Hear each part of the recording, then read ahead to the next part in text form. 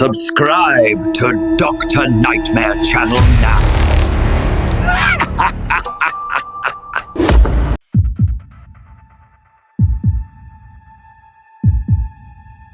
Story 1. The Light at Raven's Crag. Adrian Vale had spent the last decade working on offshore structures, oil rigs, weather stations, coastal beacons, the kinds of places most people forgot existed. He was used to solitude, used to sleeping with the wind howling outside his bunk and the endless black of the ocean beyond the windows. That's why the maintenance job at Raven's Crag Lighthouse didn't bother him. 2 weeks on a rock in the middle of the Atlantic, checking electrical systems and reinforcing the rusting metal platforms, easy money. Raven's Crag sat 12 miles off the coast of New England, built in 1911 and decommissioned 30 years ago. In recent years, the Coast Safety Authority had begun restoring abandoned lighthouses for backup navigation in case of GPS outages. Adrian's task was simple: inspect the generators, replace wiring, and report any structural hazards. He arrived in the fading light of late afternoon, ferried by a grim-faced local named Cutter. The man barely spoke during the crossing, eyes fixed on the jagged silhouette of the tower rising from the sea like the spine of some buried monster. 2 weeks, Cutter finally said, his voice barely audible over the motor. That's the contract. You'll want to keep the doors bolted after dark. Adrian smirked. Rats? Cutter didn't look at him. Not exactly. When they reached the landing platform, the boat pitched violently against the swells. Adrian hauled his duffel up the ladder and waved, but Cutter was already turning the boat, speeding back toward shore without another word. The lighthouse was exactly what he had expected: peeling paint, salt-rusted railings, and the heavy smell of damp stone. The only other structure was a squat generator shed, its corrugated metal roof rattling in the wind. Inside the tower, a spiral staircase twisted upward into darkness, the metal steps groaning under his weight. The first day passed uneventfully. Adrian checked the diesel reserves, tested the backup batteries, and replaced corroded wiring in the beacon room. The glass lens, clouded by years of neglect, caught the sunset in fractured glimmers. By nightfall, the place was humming again, the great light sweeping out over the water every 12 seconds. It was just after midnight when Adrian noticed something strange. He had been lying in his bunk, drifting toward sleep, when the air seemed to change, heavier, colder, as though the temperature had dropped 10 degrees in seconds. He sat up, listening. The generator's low rumble filled the room, steady and normal. But above that, a faint sound. Footsteps. They were slow, deliberate, coming from somewhere up in the tower. He told himself it was just the building settling, metal cooling after the day's heat. But when he climbed halfway up the spiral to check, the sound stopped abruptly. The second night, it happened again. This time, he went all the way to the top. The beacon was still turning, the machinery smooth and undisturbed, but something caught his eye. A damp smear on the metal floor near the lens, like a footprint. He crouched closer. It was bare, the shape of toes and a heel, glistening faintly as if from seawater. He cleaned it with a rag, telling himself it must have been his own track from earlier. But in the morning, another appeared, on the inside of the locked door to the beacon room. By the fourth night, Adrian had begun bolting every door and hatch. Yet still he would wake to find the beams stuttering, the mechanism slowed by some obstruction. Twice he discovered scraps of fabric tangled in the gears, once a piece of coarse brown cloth, once something that looked disturbingly like lace. Both were damp, Both smelled faintly of brine and rot. On the 6th day, fog rolled in. It came without warning, a dense wall that swallowed the horizon and muted the sound of the waves until the world felt smothered. Adrian tried the radio. Static. The fog was probably interfering with the signal, but it still made his stomach knot. That night he woke to find the light dead. The generator was still running, but the beam was dark. He climbed the spiral in darkness, flashlight cutting narrow cones through the fog seeping in through unseen cracks. At the top, the beacon lens stood still. The bulb had been unscrewed, and in its place, resting upright in the center of the room, was a small wooden box. It was warped with moisture, the nails rusted, the surface slick under his fingers. The smell that came off it was thick and nauseating, like seaweed left to rot in the sun. He didn't open it. He shoved it into a cabinet, reinstalled the bulb, and got the light turning again. The next night, the box was back in the middle of the room. From then on, Adrian stopped sleeping. He would sit in the generator shed, forcing himself awake, the sat phone in his lap, waiting for a break in the fog to call for pickup. He started hearing things. Faint knocking from inside the stone walls, wet slaps on the stairs, as though something barefoot was climbing toward him. On the 11th night, he heard the door to the beacon room slam open with a force that rattled the glass. When he reached the top, there was nothing, only the beam turning as though nothing had happened. But when he turned to leave, he saw her. For just a second, through the glass, a figure stood on the rocks below. A woman, hair plastered to her face by the wind, skin pale in the sweep of the light. She looked up at him and smiled. Then the beam swung past, and she was gone. By morning, the fog hadn't lifted. Adrian packed his gear, dragged it to the platform, and sat there with the sat phone. He didn't remember making the call, but Cutter's voice crackled through the static hours later. On my way. When the boat arrived, Cutter didn't tie up. He just shouted for Adrian to jump aboard. As the lighthouse receded into the fog, Cutter kept glancing over his shoulder. "You saw her, didn't you?" he finally asked. Adrian didn't answer. He didn't sleep for 3 days after returning to shore. The box from the beacon room was gone from the cabinet when the next team arrived. The official report cited equipment malfunction and psychological strain from prolonged isolation. Raven's Crag remains on the restoration list, but Adrian swears he can still smell the ocean rot when he closes his eyes, and some nights he dreams of a beam of light cutting through fog, searching the waves for something that is already inside. Story 2. The Dead Signal. No one went to Hallow Reef by accident. The lighthouse sat 8 miles from the mainland on a crooked spine of rock that barely breached the surface at low tide. It had been automated since the 1980s, powered by solar arrays and a backup diesel generator, its signal beaming out to any ship unlucky enough to stray into the reef's shallows. But 2 weeks ago, the signal stopped. The Coast Safety Authority sent an urgent maintenance order, and Ryan Maddox drew the assignment. It wasn't his first offshore job, but it was his first solo trip to a station that far out. Normally, the automation meant no one had to stay overnight, but the report suggested both power systems had failed. That meant a full diagnostic, at least 2 days' work.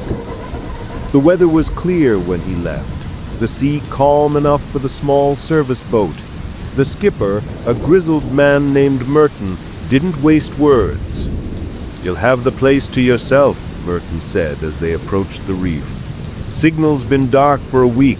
Whatever's wrong, fix it fast. Any idea what killed it? Ryan asked. Maybe the same thing that killed the last guy. Ryan waited for a smile that didn't come. Last guy? Merton nodded toward the tower, its white paint flaking away in ragged patches. Tech came out 2 years ago. Never called for pickup. Coast Guard found his boat drifting 3 miles out. No sign of him. Ryan stared at the tower as they tied up to the rusted platform. What do you think happened? Don't want to think about it. Ryan climbed the ladder, hauling his duffel, and when he looked back, Merton was already untying the ropes. Inside, the air was damp and heavy with the scent of rust and salt. The spiral staircase wound upward through narrow stone walls leading to the beacon room. Every step groaned. The place felt abandoned, but not empty. The kind of stillness that carries a weight of attention. He found the control room below the beacon, checked the breakers, and confirmed what the report had said. Both the solar inverter and the generator were dead. The battery array had drained completely.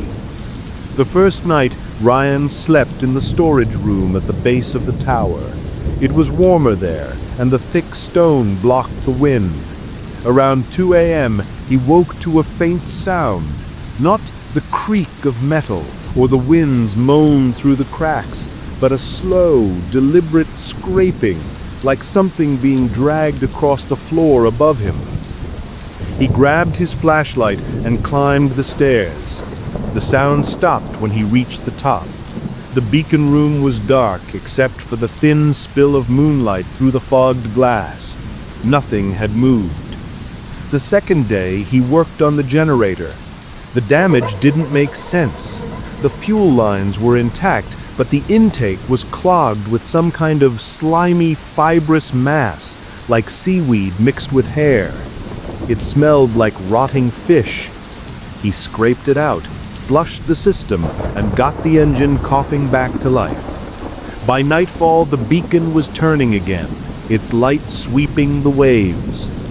That night, he didn't sleep. He sat in the control room, watching the monitoring panel. At 2:14 a.m., the power dipped. The beacon stuttered.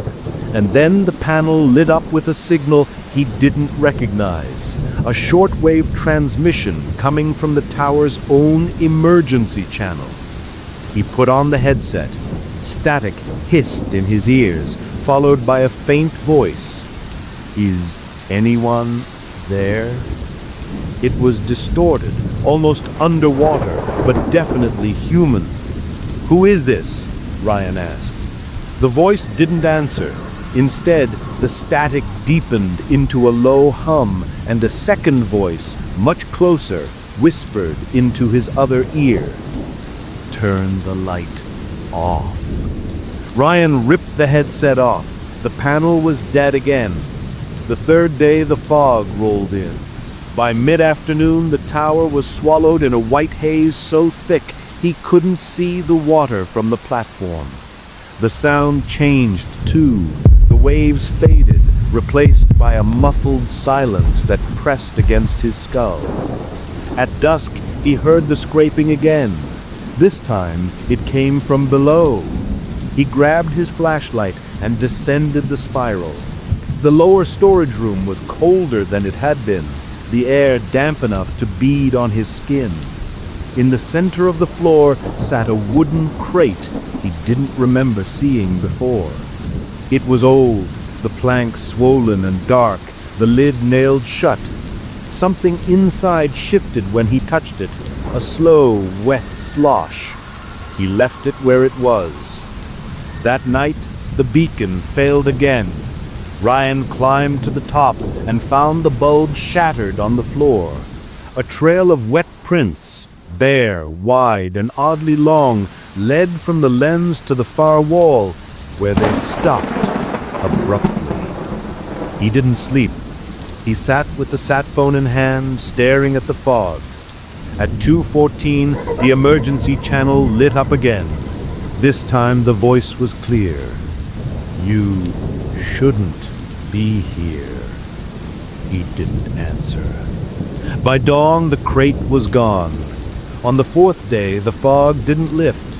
Ryan tried the sat phone, but it was dead, battery drained despite being plugged into the generator's feed. The scraping came again, not from above or below, but from inside the walls, circling him as he moved through the tower.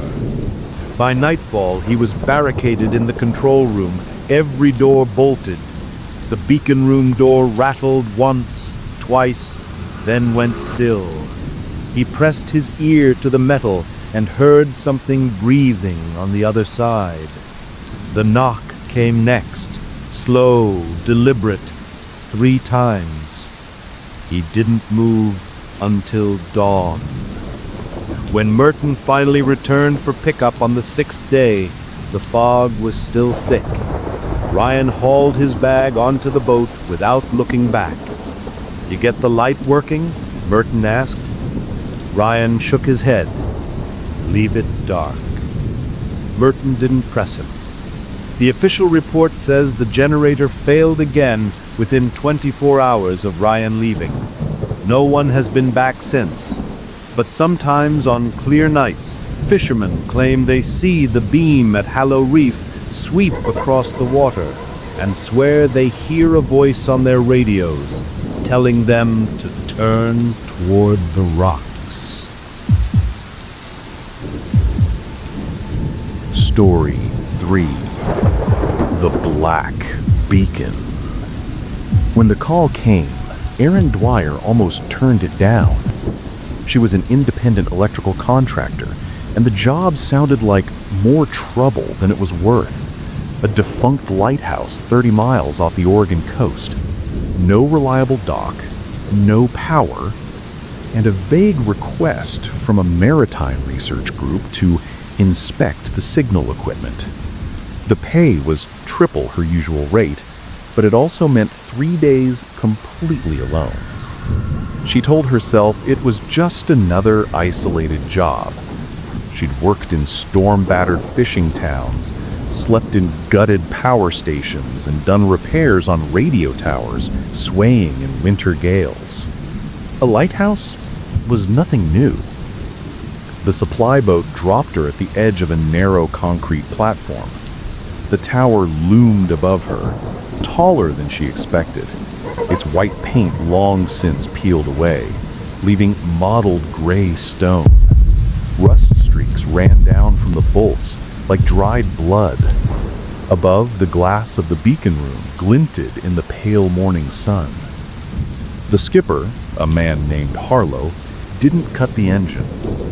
"We'll be back in 3 days, weather permitting," he said. "Keep the doors locked after dark." Erin smirked. "You sound like my mother." He didn't smile. "Your mother wouldn't know what's out here." Inside, the air was cold and stale, carrying the faint tang of something organic. Not quite rot, but close. The spiral staircase climbed through shadow, the metal slick with condensation. She found the control room halfway up, its panels dark, gauges frozen at 0. The research group's report had said the automated systems had been offline for years. Her first day was routine. She unpacked her tools, mapped the wiring, and located the auxiliary generator in a shed attached to the base. The fuel was low, but usable. By nightfall, she had the power flowing to the lower floors. The beacon itself remained dark. The bulb assembly was missing entirely. She set up her cot in the storage room on the first floor. The walls groaned under the wind, but she was used to that. She drifted off to sleep, listening to the steady thrum of the generator. At 3:17 a.m., she awoke to silence. The generator had stopped. Erin pulled on her boots and went to the shed. The door was ajar, swaying slightly. Inside, the generator cover lay open. Something had pulled out the fuel line and left it dangling. The clamp was still in place. It hadn't come loose on its own. She reconnected the line, but when she reached for the starter, her fingers brushed something cold on the floor. A bare footprint, small and narrow, pressed into the layer of dust. The second day, the fog rolled in. By noon, the sea had vanished, replaced by a dense wall of white that muffled every sound. She worked on the wiring for the upper floors, the air inside growing heavier as the day wore on. In the late afternoon, she heard movement upstairs, a soft, wet patter, like bare feet on metal steps.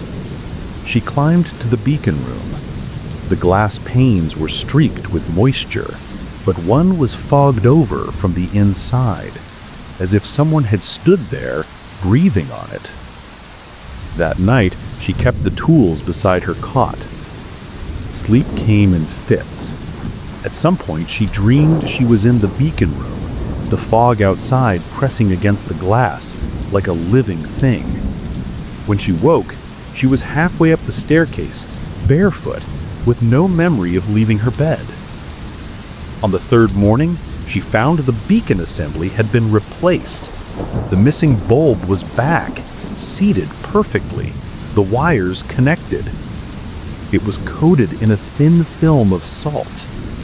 Erin hadn't touched it. She decided she'd had enough. She tried the sat phone, but the line was nothing but static. She packed her bag, intending to wait on the platform until the boat arrived.